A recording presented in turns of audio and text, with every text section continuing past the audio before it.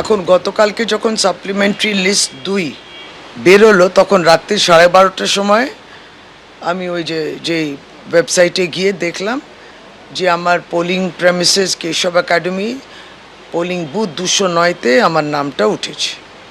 Gadget notification দিনটাও কাছে আসছে ফর ফেজ 2, তারপরে ফাইলিং অফ নমিনেশনস আরম্ভ হয়ে যাবে। আর এদিকে সাপ্লিমেন্টারি লিস্ট আজ অবধি আমরা খুলতে পারিনি, ইট ইজ নট ভিজিবল।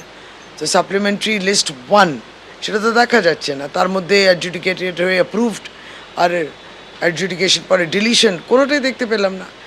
এইটা সাপ্লিমেন্টারি লিস্টে দেখা গেল, কিন্তু তার আগে অবশ্যই মামলাটা গেছে ফর 11 ক্যান্ডিডেটস। এবার দেখুন, এই বিবেচনাধীনের তালিকায় তৃণমূলের অনেক প্রার্থীরা রয়েছে, যা নিয়ে বরাবর অভিযোগ করে আসছেন মমতা বন্দ্যোপাধ্যায় এবং অভিষেক বন্দ্যোপাধ্যায়।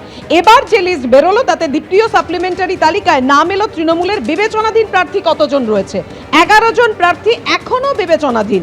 ভোটার তালিকায় নাম শ্যামপুকুরের তৃণমূল প্রার্থী শশী পাঁজার, উত্তরপাড়ার তৃণমূল প্রার্থী শীর্ষণ্য বন্দ্যোপাধ্যায় এবং বীরভূমের হাসনের তৃণমূল প্রার্থী কাজল শেখের। তৃণমূলের 11 জন প্রার্থী যারা এখনো বিবেচনাধীন। দ্বিতীয় সাপ্লিমেন্টারি তালিকায় তৃণমূলের বিবেচনাধীনের নাম এলো।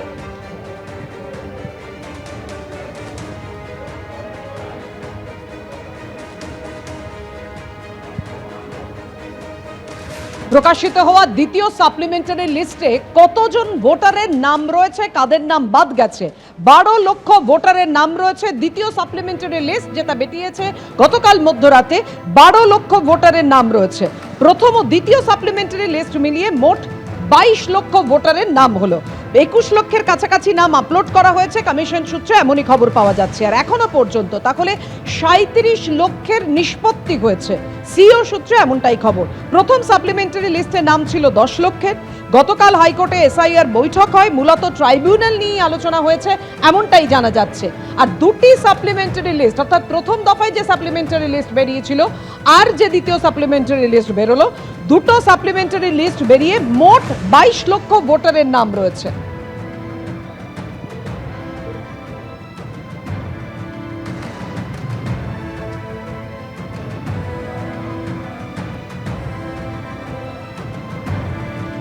দ্বিতীয় সাপ্লিমেন্টারি তালিকায় 12 লক্ষের নাম রয়েছে এমনটাই নির্বাচন কমিশন সূত্রে খবর।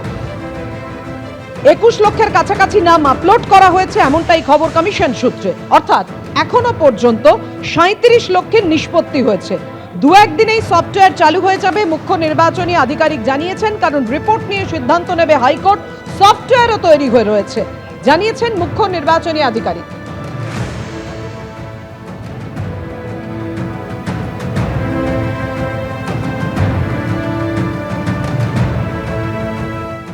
প্রাইস 22 লাখ হয়েছিল দুটো তালিকা মিলিয়ে, মানে গতকাল তাহলে 12 লাখ বেরিয়ে। এটা শুনলাম আমি এক্সাক্ট দেখিনি আমি। দ্বিতীয় সাপ্লিমেন্টারি লিস্ট প্রকাশিত হয়েছে গতকাল মধ্যরাতে। আর রানীগঞ্জের সভা থেকে মমতা বন্দ্যোপাধ্যায় তিনি হুঙ্কার দিয়ে বলছেন যে একটা বুথে 500 নাম থাকলে 400 নামই বাদ। এটা কি মজা হচ্ছে? একটা লক্ষণ রেখা তো আছে, বিজেপি সব সীমা অতিক্রম করছে। কি বলেছেন শুনুন। একটা বুথে শুনছি 500 ভোটার থাকলে 400 নাম বাদ। এটা কি মজাক হচ্ছে? क्या हो रहा है? लक्ष्मण का एक रेखा होता है जिसको लक्ष्मण का गंडी बोलता है। सीता देवी को कहा गया था आप लक्ष्मण गंडी पार मत करो। BJP is crossing all the limits. First supplementary list কোথায় গেল? নরেন বলল 1 কোটি, আমি বলবো ওটা বলেছিল 1,20,00,000, আর আমি মিলিয়ে দিচ্ছি সংখ্যাটা। প্রথমেই 58 লক্ষ বাদ হয়েছে, মানে প্রায় 60। সেটা খোলাই হয়নি। তারপর 60 লক্ষ লজিস্টিক্যাল ডিসক্রিপেন্সি, মানে কি একটা মেয়ের বিয়ে হয়েছে, সে তার পদবি চেঞ্জ করেছে, সেই জন্য সে অ্যাডজুডিকেশনে।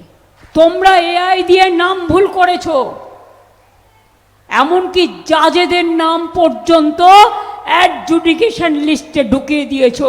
লজ্জা করে না?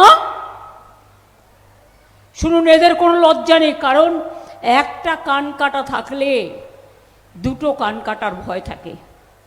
এদের তো দুটো কানই কাটা। এসআইআর নিয়ে মমতা বন্দ্যোপাধ্যায়কে আজ আক্রমণ শানিয়েছেন কেন্দ্রীয় স্বরাষ্ট্রমন্ত্রী অমিত শাহ। সারা দেশে এসআইআর হয়েছে, কোনো রাজ্যে সমস্যা হয়নি। পশ্চিমবঙ্গে কি এমন হলো যে সুপ্রিম কোর্টকে জুডিশিয়াল অফিসার নিয়োগ করতে হলো? আর কি বলেছেন কেন্দ্রীয় স্বরাষ্ট্রমন্ত্রী, দেখুন। मैं आज एसआईआर के बारे में भी खुलकर बताना। एसआईआर पूरे देश भर में हो रहा, कहीं पर जुडिशियल ऑफिसर नहीं लगाने पड़े, सिर्फ बंगाल में लगाने पड़े। कारण क्या है? यही चुनाव के अंदर तमिलनाडु में भी एसआईआर हुआ, कोई कोर्ट केस नहीं हुआ। केरल में भी एसआईआर हुआ, कोई कोर्ट केस नहीं हुआ। तमिलनाडु में डीएमके की सरकार है, केरल में कम्युनिस्टों की सरकार है। बंगाल में ऐसा क्या हुआ कि सुप्रीम कोर्ट ने जुडिशियल ऑफिसरों को लगाना पड़ा? इस बात का जवाब ममता बनर्जी ने बंगाल की जनता को दिया। आपके डिस्ट्रिक्ट मजिस्ट्रेट निर्भीक रूप से काम नहीं किए, इसलिए सुप्रीम कोर्ट ने जुडिशियल ऑफिसर्स को लगाना पड़ा है। और एसआईआर पर वो जो आरोप कर रही है, मैं आज बंगाल की जनता को पूछना चाहता हूं, जो घुसपैठियों को वोटर बनाकर यहां रखा गया है, उनको क्या बंगाल का भविष्य तय करने का निर्णय देना है या नहीं देना है? वो बंगाल की जनता ने तय करना है। मैं भारतीय जनता पार्टी की ओर से स्पष्ट कर देना चाहता हूं, सिर्फ वोटर लिस्ट से नहीं, देश भर से एक एक घुसपैठियों को हम चुन चुन कर देश के बाहर निकालने के लिए संकल्पबद्ध है और ये मेरी पार्टी का एजेंडा है। ममता एबीपी आनंद एगिए थाके एगिए राखे।